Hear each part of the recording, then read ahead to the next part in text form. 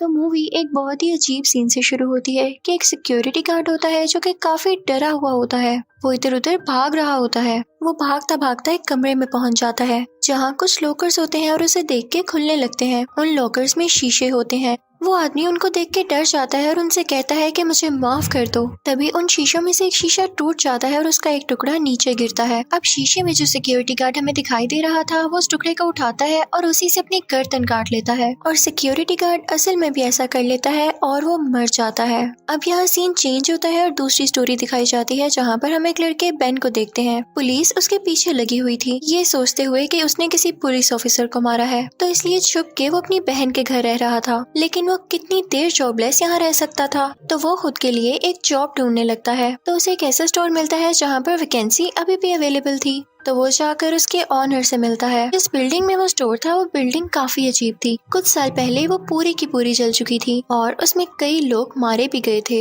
ये बिल्डिंग काफी बड़ी और सुनसान थी। अब उन दोनों में बात डन हो जाती है कि आखिर बेन का काम क्या है। स्टोर का ऑनर बेन से कहता है कि तुम्हें इस बिल्डिंग के सारे शीशे साफ रखने होंगे, मुझे गंदे शीशों से उलझन है। तो बेन कहता है कि हाँ क्यों नहीं। और अब वो वहाँ से आता है अपने घर जहाँ पे उसकी वाइफ और उसका बेटा होता है। लेकिन उसकी वाइफ उससे कहती है कि क्यों आए हो तुम यहाँ पर, तुम जहाँ रह रहे हो वहाँ जाकर छुप जाओ। तो बेन कहता है कि मैं अपने बेटे से मिलने आया हूँ। अब इन दोनों में लड़ाई हो जाती है और फिर वहाँ से चला जाता है। यहाँ हम ये भी फील करते हैं कि बेन काफी गुस्से वाला था। इस चीज के लिए वो मेडिकेशंस भी ले रहा था।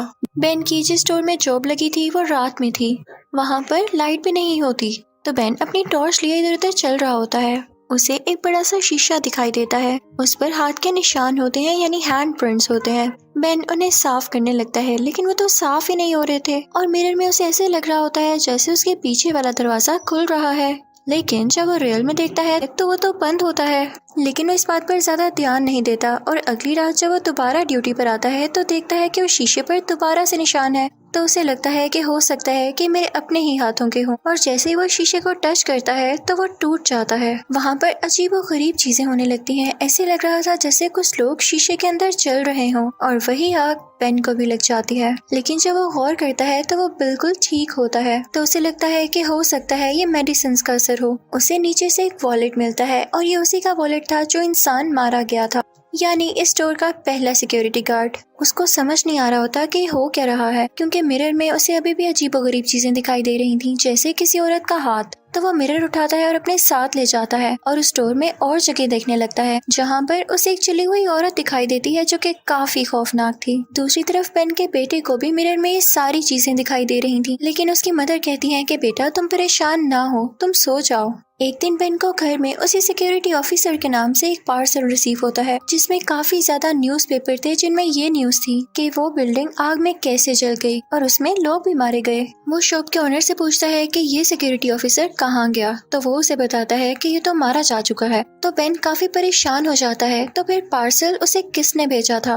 बेन की वाइफ एक हॉस्पिटल में डॉक्टर होती है और उसी हॉस्पिटल में सिक्योरिटी गार्ड की बॉडी भी थी जो कि फ्रीज की गई थी। बेन अपनी वाइफ से कह के उसकी बॉडी देखता है, लेकिन तभी उस सिक्योरिटी गार्ड की बॉडी का रिफ्लेक्शन उसे बुरी तरह से डरा देता है। अब दूसरी तरफ घर में हम बेन की बहन को देखते हैं जो कि शीशे में बैठ के अपनी इयररिंग्स उतार रही होती है, लेकिन जब वो शॉवर लेने जाती है तो उसका रिफ्लेक्शन शीशे में ही रह जाता है, जो कि अपना मुंह पूरी तरह से खोलने लगती है और उसमें से काफी ब्लड आने लगता है। और दूसरी तरफ बेन की बहन का मुंह भी अपने आप खुलने लगता है और उसकी पानी में ही डेथ हो जाती है।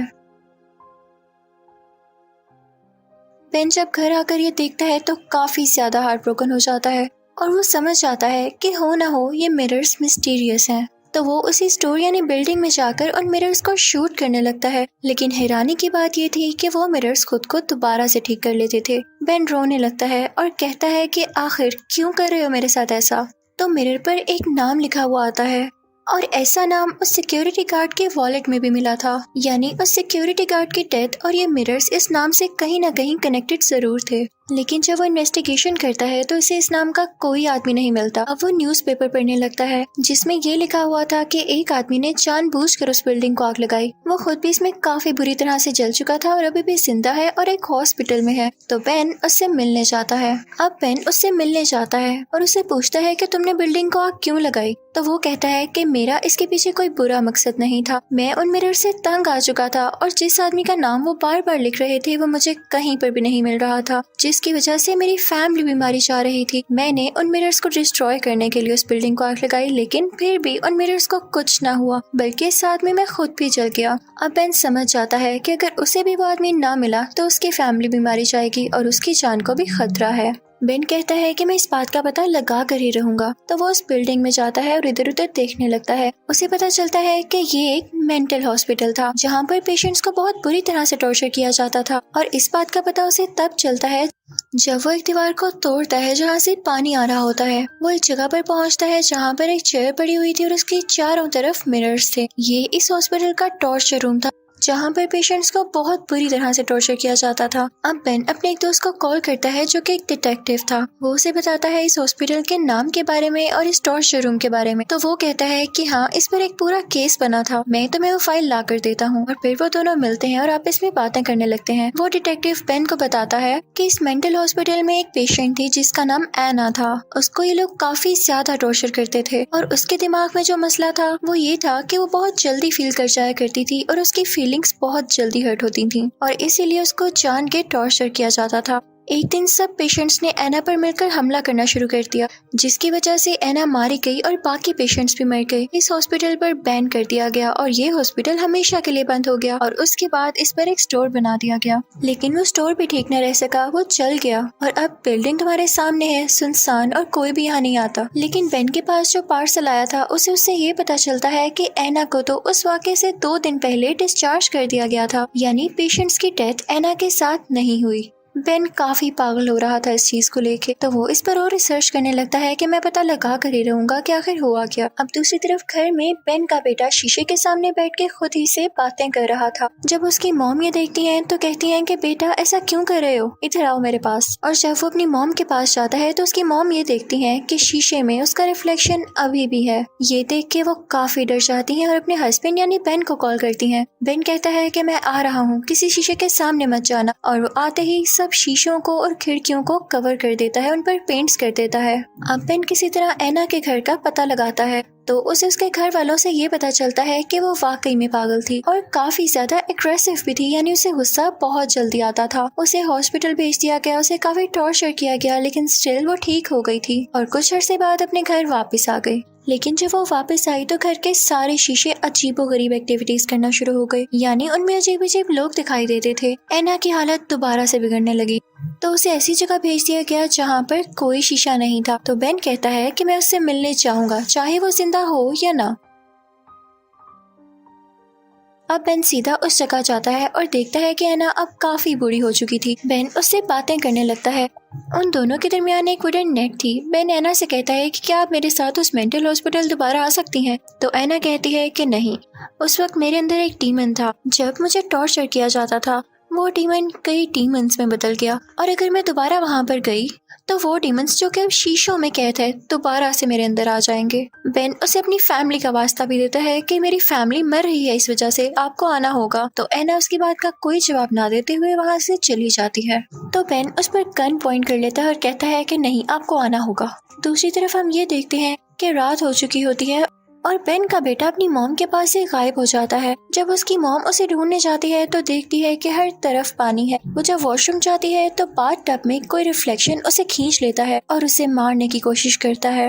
अब ऊपर रूम में बेन की बेटी जब शीशे में देखती है तो उसे अपनी मदर का रिफ्लेक्शन दिखाई देता है जो कि असल में वहाँ पर नहीं था और वो रिफ्लेक्शन इसको मारने ही वाला होता है कि तभी बेन की वाइफ वहाँ से अपनी जान छुड़ाकर ऊपर आ जाती है और अपनी बेटी को बचा लेती है अपने रिफ्लेक्शन से। और फिर वो अपने बेटे को ढूंढने के लिए दोबारा जाती है तो उसे एक जगह पानी दिखाई देता है जिसके रिफ्लेक्शन में उसका अपना बेटा होता है। जब वो उसके पास जाती है तो वो उसे नाइफ से जख्मी कर देता है। और दूसरी तरफ बेन एना को अपने साथ लेके आ चुका था और वो उसे उसी टॉर्चर रूम में लेकर आता है जहाँ पर उसे टॉर्चर किया जाता था। वो बूढ़ी एना को चेयर पर बांध देता है, जिसके बाद वहाँ पर मौजूद शीशों में से सारे डीमंस बाहर आने लगते हैं और बेन खुद उस रूम से बाहर आ जाता है और वो सारे डीमंस एना की बॉडी में वापस आने लगते हैं, जिसकी वजह से एना की बॉडी ब्लास्ट हो जाती है और सारे शीशे अपने आप टूटने लगते हैं और फाइनली बिल्डिंग में अब कोई भी शीशा बाकी नहीं बचा था।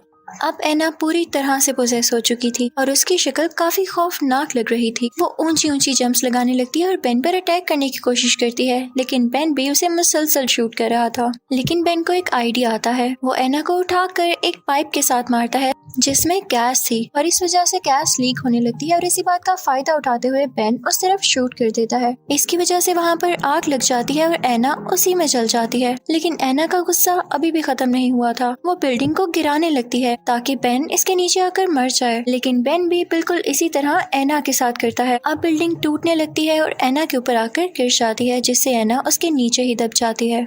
अनलकीली बिल्डिंग का कुछ हिस्सा बेन के ऊपर भी गिर जाता है, लेकिन बाद में उसे रेस्क्यू कर लिया जाता है। दूसरी तरफ घर में बेन के बेटे को उसका अपना ही रिफ्लेक्शन खींच लेता है, लेकिन उसकी मदर उसे आजाद करवा देती है और अपने बेटे को ठीक करने लगती है। लेकिन जब बेन उस बिल्डिंग से बाहर आकर देखता है तो उसे हर चीज उल्टी लिखी हुई नजर आ रही थी। तो उसे ये पता चल जाता है कि वो अब मिरर वर्ल्ड में है। यकीनन वो भी मारा जा चुका था और वो कभी भी मिरर से बाहर नहीं आ सकता, क्योंकि वहाँ के सारे मिरर्स अब टूट चुके थे। और इसी सीन के साथ ये मूवी यहीं एंड हो जाती है। Thank you for watching.